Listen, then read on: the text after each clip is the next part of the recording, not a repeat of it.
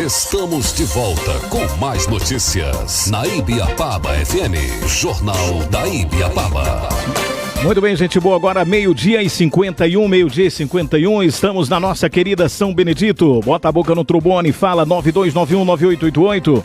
É o meu celular aqui que você manda, tem o da rádio também, para você mandar, tem contato direto. Mexeu contigo, mexeu comigo, meu caro professor Macário Martins.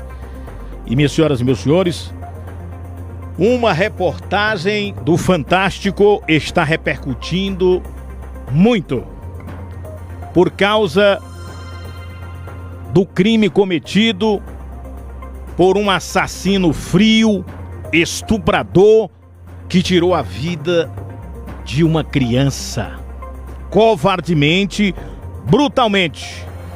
Está repercutindo essa reportagem porque a ideia que o Fantástico passou, meu caro professor Macário Martins, minhas senhoras e senhores, foi de fazer as pessoas sentirem dó, sentirem peninha de um criminoso que tirou a vida de uma criança inocente. Entenda essa história. O pequeno Fábio tinha apenas 9 anos de idade, mas era um menino, uma criança bem conhecida no bairro onde morava, na União de Vila Nova, zona leste da cidade de São Paulo. Todos da Vila Nova adoravam aquela criança. Ele era um menino alegre, um menino simpático e prestativo. Ele era um filho para todo mundo daquela comunidade. Ele viu uma senhora com uma sacola e perguntava: quer ajuda? É o que lembra o seu pai Emerson, que está sentindo uma dor profunda no coração pela perda de uma das joias que nós, que somos pais, temos, que é um filho.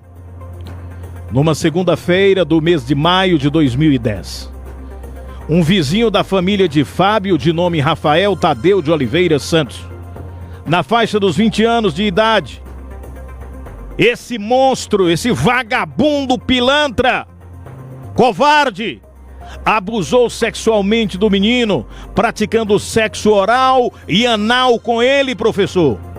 Em seguida, para assegurar sua impunidade, Rafael matou o garotinho, matou Fábio, estrangulando-o, e escondeu o corpo do menino em sua própria casa. Passados 2 dias com o corpo em decomposição, o assassino decidiu abandonar o cadáver em um terreno baldio, quase em frente à residência dos pais de Fábio. A essa altura, já desesperados com o desaparecimento do filho, cinicamente Rafael foi informar a mãe de Fábio que havia encontrado um cadáver ali perto. Olha que monstro frio, que vagabundo, que pilantra.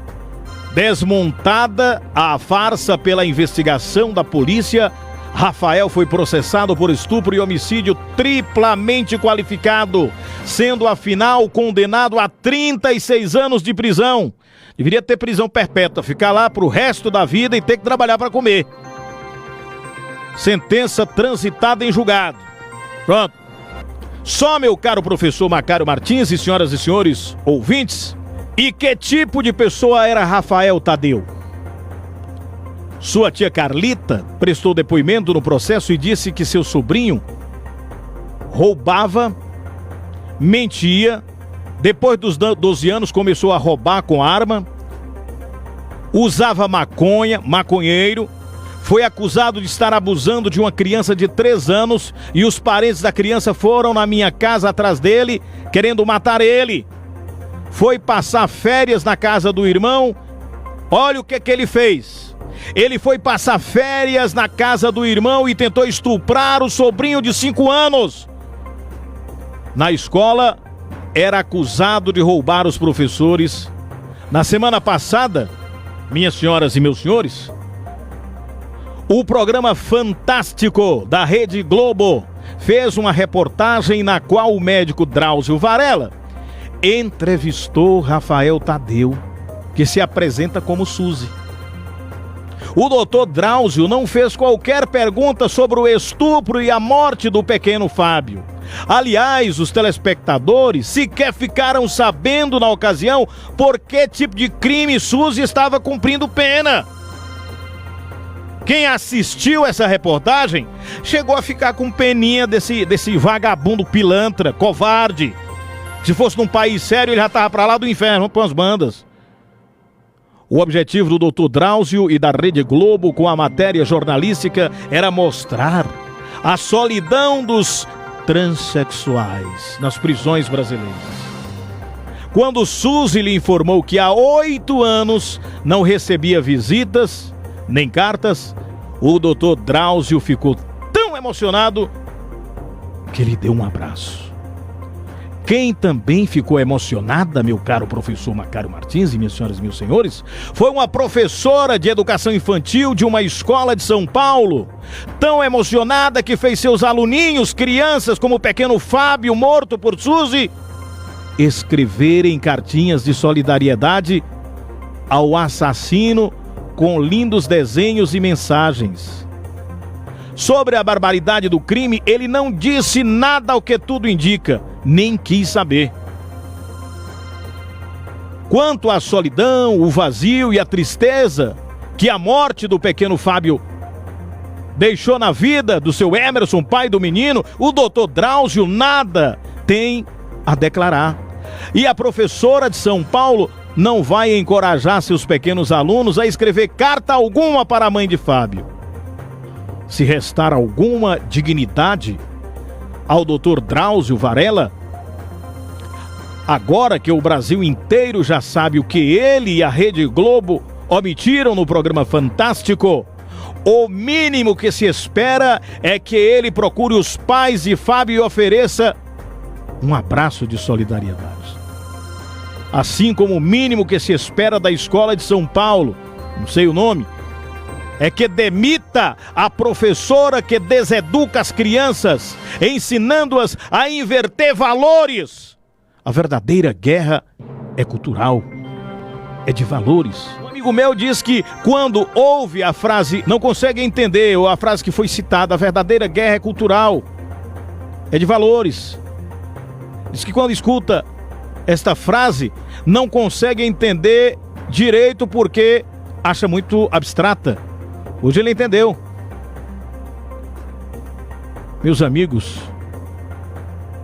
e minhas amigas, e eu pergunto, professor Macário Martins, que papel é esse da Rede Globo? Qual é a ideia? Fazer a gente sentir pena de um monstro?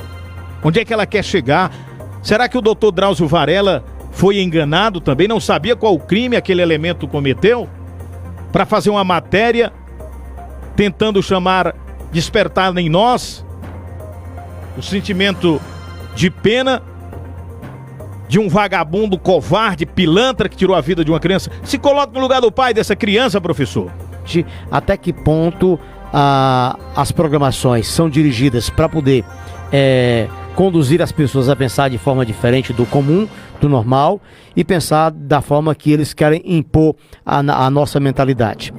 Sem dúvida alguma, com certeza a intenção do médico não era exatamente essa. Até porque, inclusive, ele colocou um pronunciamento dizendo o seguinte, que ele não foi procurar saber que crime ele havia cometido. Ele foi para fazer uma reportagem sobre a situação de como são tratados os trans lá na cadeia.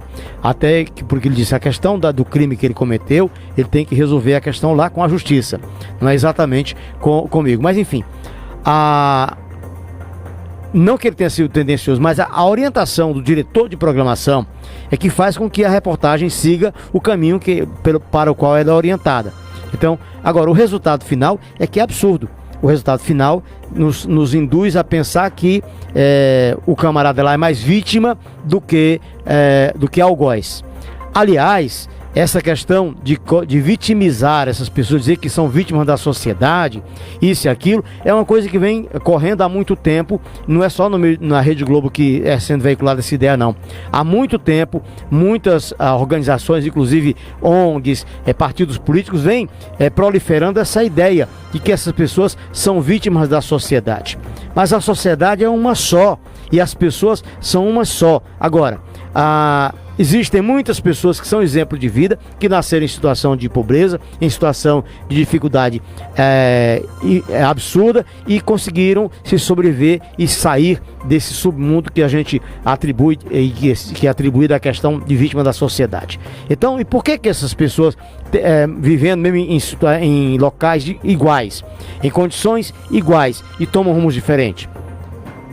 Alguma coisa fez com que eles se motivassem a sair por um caminho e outro para outro. É uma questão de escolha, não é vitimismo não.